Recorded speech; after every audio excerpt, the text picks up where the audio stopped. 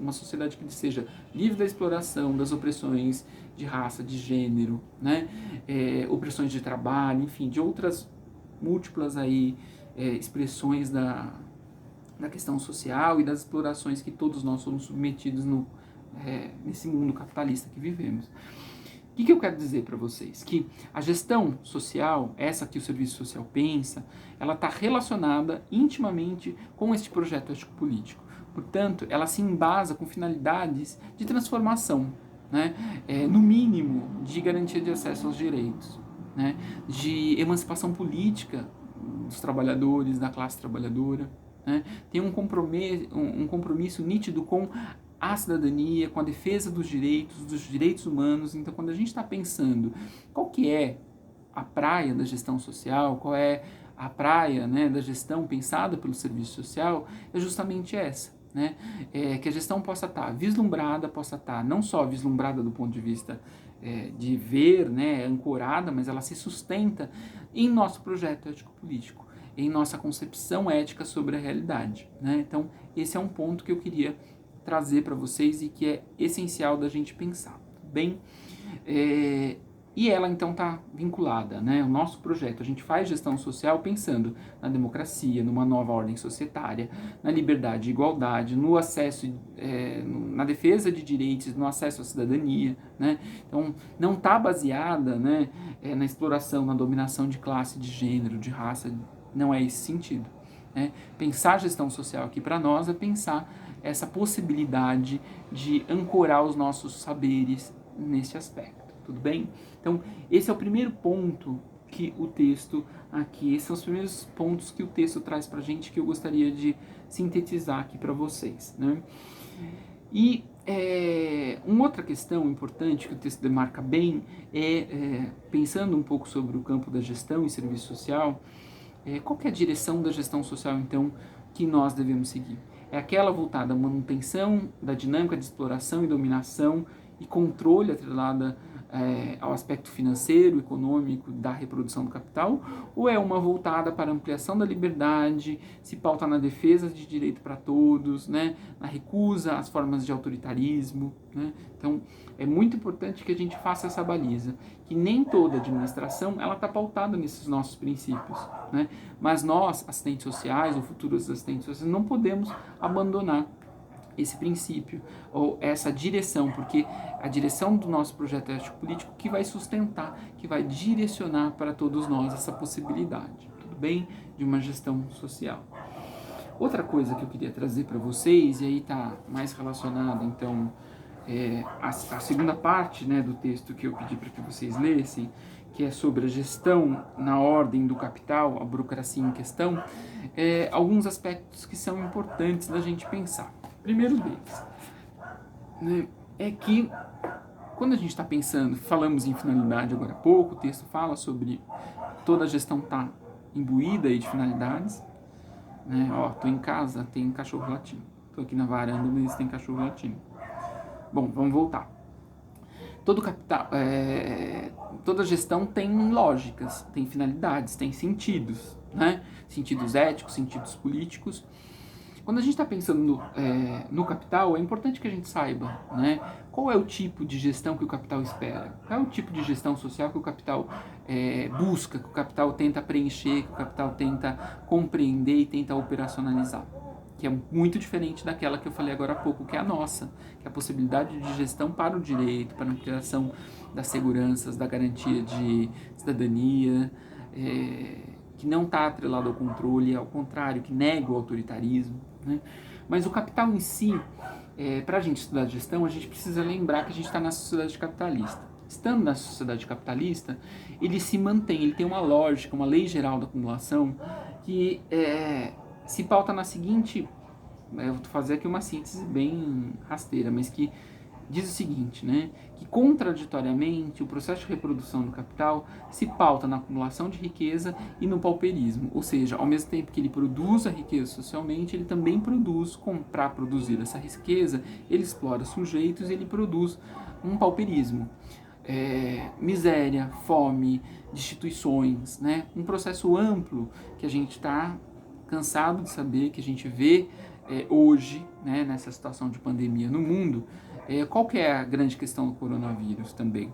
Além de ser um vírus letal, de ser um vírus de fácil transmissão, tem uma questão aí que é a questão de acumulação de riqueza. Ou seja, acumulou-se riqueza e produziu-se ao mesmo tempo que acumulou-se muita riqueza no mundo, um acúmulo, né, de pauperismo, um acúmulo de desigualdades sociais. A gente tem um mundo pautado nisso. Né? E hoje, como é que a gente consegue controlar um vírus desse, por exemplo, em comunidades, em favelas, ou na Índia, que tem baixo acesso à questão urbana, à questão de saneamento básico, de higiene básica, né? Pensando no globo como um todo. Né? Ou seja, a lei geral da acumulação capitalista produziu riqueza e produziu também desigualdades, produziu pauperismo, produziu pobreza, produziu inúmeras situações nesse sentido. Então, a lei geral da acumulação capitalista, o próprio Marx diz o seguinte: quanto maior, finalmente, a camada lazarenta, ele usa essa palavra, da classe trabalhadora e o exército de reserva, tanto maior o pauperismo oficial. Essa é a lei absoluta geral da acumulação capitalista. Ou seja, o modo de produção capitalista, ele se pauta, ele só se reproduz, só se metaboliza, ele só se cresce, o fermento dele para produzir riqueza é a pobreza. E não só a pobreza, o pauperismo, as expressões múltiplas aí das desigualdades, enfim, das expressões da questão social. E como é que isso se fundamenta? Né? Onde é que está a base desse processo, dessa lei geral da acumulação capitalista? Onde é que ela se movimenta? Primeira coisa é que as engrenagens do capital se apoiam na exploração, né? Na exploração do trabalho, né? A exploração, sobretudo, do trabalho, do excedente de trabalho, né? Aquilo que a gente chama por conceito, não eu, né? Não inventei isso, Marx, sobre mais-valia, ou seja, o excedente que a gente produz, né? O tempo excedente de trabalho garante ao capitalista que ele ganhe, que ele lucre e que ele explore o trabalho. Ou seja, como é que a mais-valia se emprega? Né? Ela se baseia no excedente de trabalho não pago. Né? Em outras palavras, é a exploração produzida pelo tempo de trabalho excedente que é apropriado pelo capital. Um exemplo disso, né? Você trabalha 8 horas. Suponhamos que você trabalha 8 horas. Mas que o seu salário no final do mês, se a gente for pensar em divisão de horas de quanto você produz, se você trabalhar somente 2 horas por dia, o seu salário seria pago. Mas você fica 6 horas a mais no seu trabalho. Essas 6 horas a mais que existe no seu trabalho é excedente, né, de tempo de trabalho, que você é explorado pelo capitalista. Portanto, este pool, ou seja, este excesso, né, de trabalho, o tempo de trabalho que não pago, se constitui a mais-valia, ou seja, se constitui exploração, né, do capitalista sobre a mão de obra.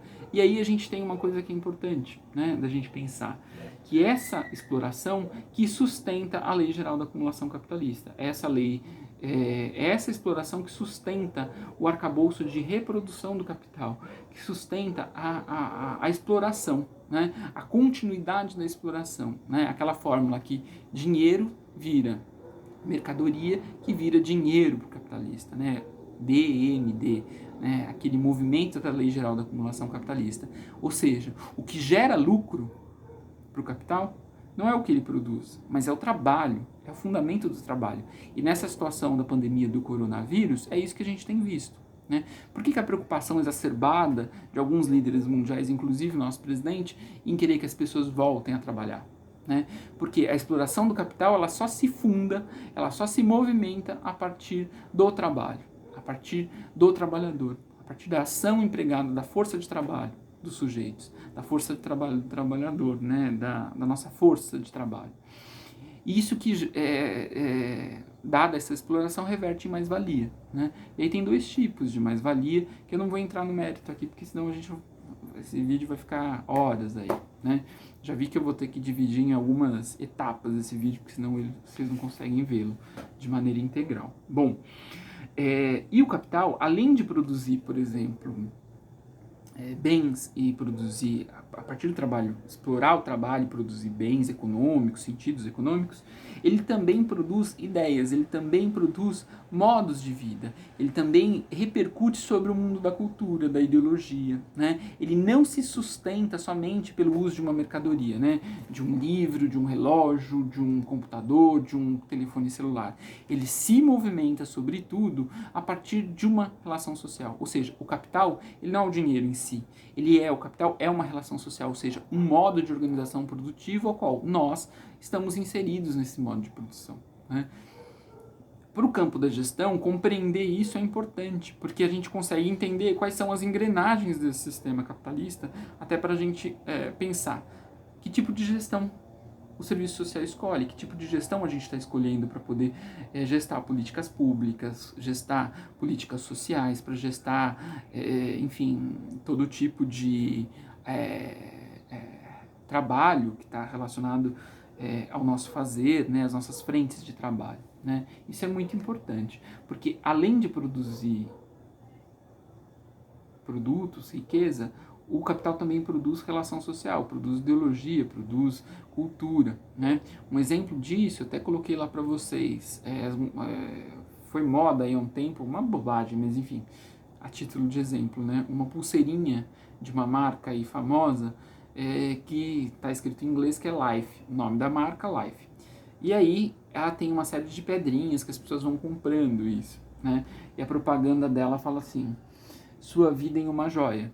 Né? Além de produzir riqueza, que aquilo não é uma riqueza, mas é um produto do capital, né? Caro, por sinal, ele quer vender a ideia de que a gente pode comprar nossas vidas, nossos interesses, nossos desejos, pode produzir desejos, o capital produz desejos. Tanto é que a gente troca de celular constantemente, a gente é quase que revestido ou mediado por lógicas de desejos desse mundo corporativo, desse mundo da indústria, enfim, do mercado, né? Bom, o que eu tô querendo dizer isso para vocês? Eu tô caminhando mais pro final já pra gente, final desse vídeo aqui. Um ponto é que,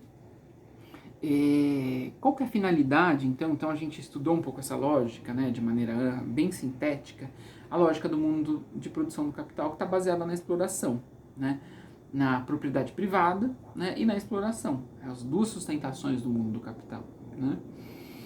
Qual que é a finalidade, então, do mundo, do sistema capitalista? Qual que é a finalidade da gestão capitalista? Essa é uma pergunta a se responder. É reproduzir o seu lucro, reproduzir não só o lucro. Para reproduzir o lucro, gerar riqueza, ele precisa também produzir relações sociais, ele precisa produzir controle, ele precisa reproduzir domínio